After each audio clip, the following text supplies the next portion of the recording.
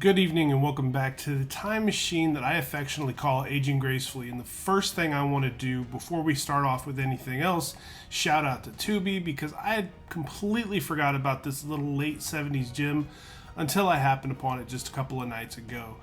Now, to shed a little bit of light on my childhood, I used to live for making these weapons out of construction paper that I would see in the movies that I loved.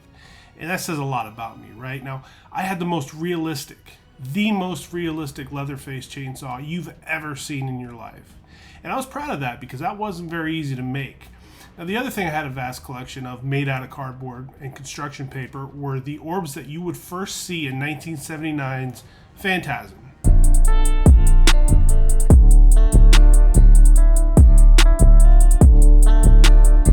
Wasting no time with this movie, we get to a big, ominous house, tense music wrapped around it, and a couple of crazy kids banging in the cemetery because there wasn't much else to do in the late 70s, or so I am told.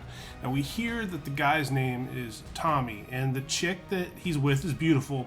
She's a little on the crazy side, though, because she's got a knife that she produces right after they're finished, and I mean, let's be honest, there's worse ways to go, but he winds up getting stabbed, and that's not even the worst part, because the screen flickers and this girl fades in and out of being this really creepy, non-appealing old man. Yikes, Tommy. It's a hell of a way to spend an evening.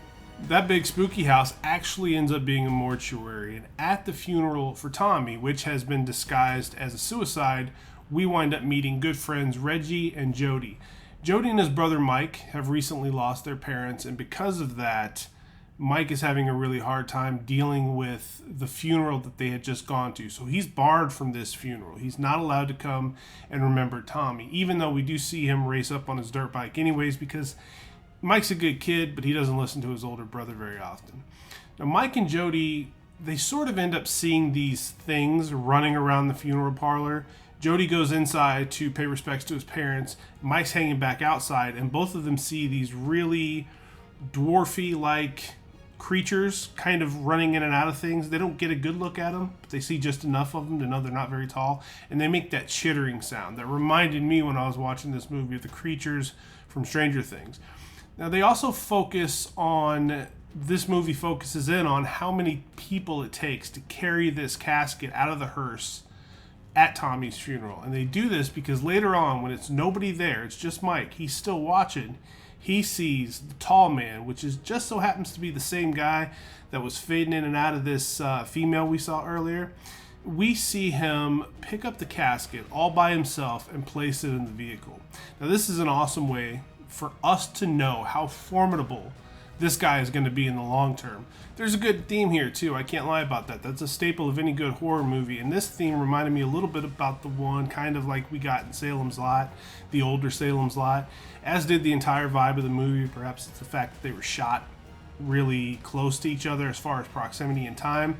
But after a quick stop to see this gypsy lady that looks a little bit like late 90s Ozzy Osbourne, we learn that Jody has confessed to his friend Reggie that he plans on leaving and sending Mike to live with their aunt. He knows he has a life to live himself, that being Jody, and he worries that Mike will just be better off without him in general. Now, this is probably why Mike follows his older brother around everywhere he goes in this film. That would drive me crazy, if we're being honest, if my little brother tagged along all the time. But considering their parents have been lost and Mike is sort of lost in the world right now, I can certainly understand it. Reggie here is a great character too, and if memory serves, we're going to see a lot more of this guy in the sequels to come, because let's face facts. Horror movies show any hint of success, you're going to have some sequels. Just like Mark from our beloved Once Bitten, Reggie drives an ice cream truck for a living, and he and Jody are best friends. I mean, they jam out together on guitar. Just a real solid human being in this film. Needing a brief escape from reality, his friend just died, his brother's in his hip pocket at all times, Jody winds up driving a slick black car to this tiny little bar. And at this tiny little bar is seated a blonde. That very blonde that we saw earlier in the cemetery with Tommy. Now, is it a blonde? Is it an old guy? Right in this scene, she's an attractive looking young woman, and Jody notices her, gets a beer, cozies up to her at the bar. 30 seconds later, and I'm not kidding, 30 seconds later, they're leaving the bar. Jody just had it like that. She talks him into going to Morningside Cemetery, which we've already spent a ton of time with, which is the last place Jody's going to want to find himself. So the guy works quick, but this is a terrible idea. Now everything's getting hot and heavy, and I laughed. I absolutely popped when I saw Jody's head come up with this girl's panties in his mouth, but only because his little brother Mike again has followed him and found one of these short munchkin-like people in the woods. Now this thing winds up taking off towards Mike.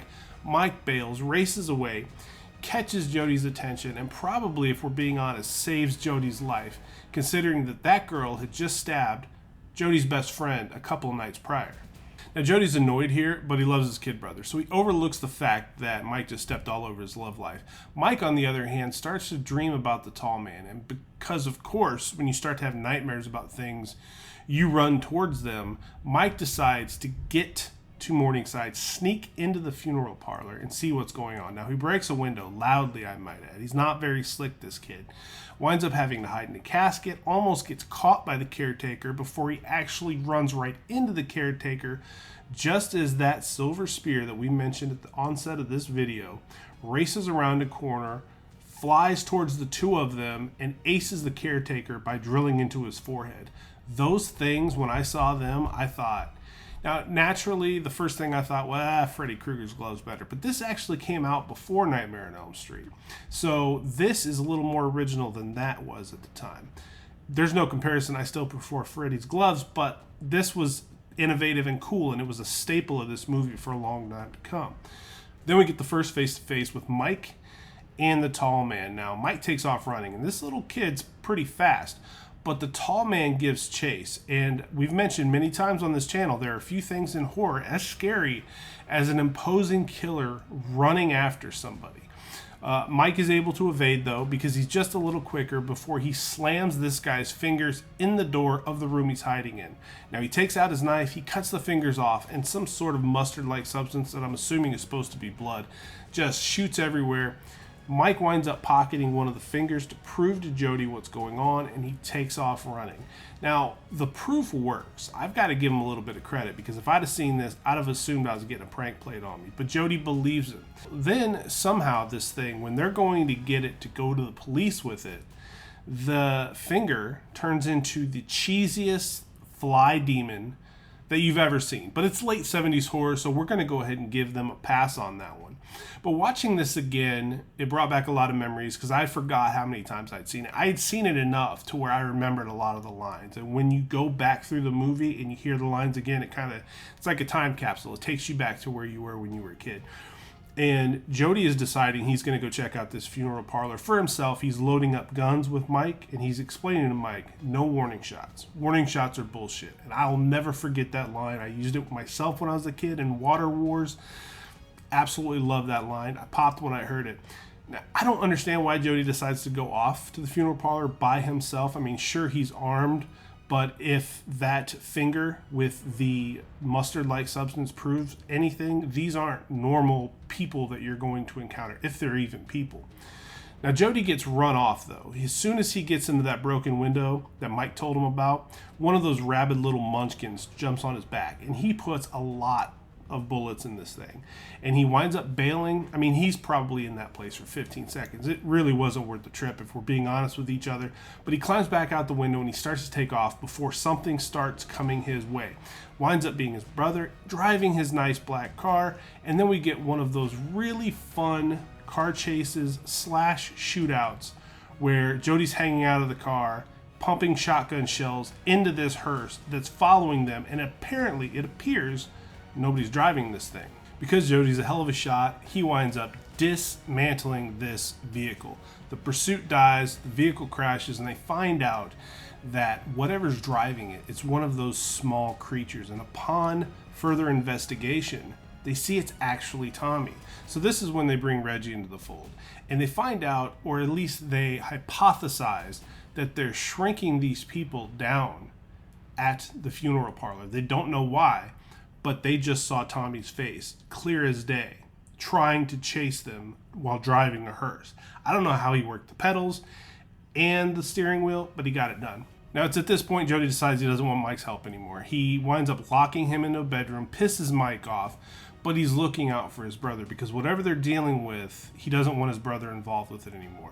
But all that does is give us our MacGyver moment of the movie when Mike takes a thumbtack, pushing it into a shotgun shell and then taping the shotgun shell to a hammer. Now he uses this to blow a hole in the door that his brother's locked him into, and then he winds up getting out. But we get an oh shit moment because he gets to the front door ready to go back and try to help his brother with what he's doing, opens that door, and the tall man is right there waiting for him. I've been waiting for you.